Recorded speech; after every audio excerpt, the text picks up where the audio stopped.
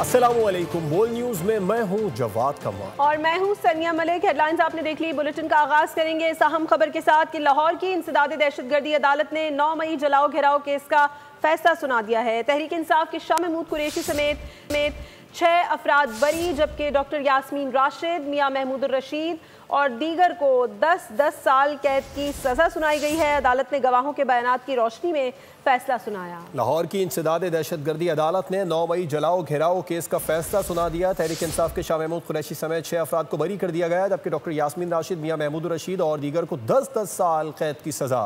अदालत ने गवाहों के बयानात की रोशनी में ये फैसला सुनाया है।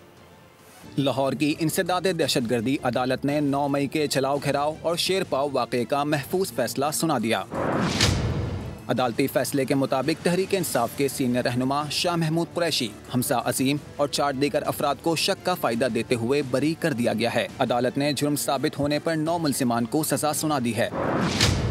डॉक्टर यास्मीन राशिद, मियां महमूद रशीद, उमर सरफराज, अली हसन, अफजाल अजीम पहाड़, खालिद कयूम और रियाज हुसैन को 10-10 साल कैद की सजा सुनाई गई। केस में जेल ट्रायल मुकम्मल होने के बाद अदालत ने फैसला महफूज किया था। प्रोसिक्यूशन की जानिब से मुकदमे में 61 गवाहों की शहादतें कलमबंद की गयी। अदालत ने करार दिया कि जिन पर इल्जामात साबित नहीं हुए उन्हें कानून के मुताबिक रिहा किया जा रहा है, जबकि बाकियों को कानून के मुताबिक अंजाम तक पहुँचाया गया है।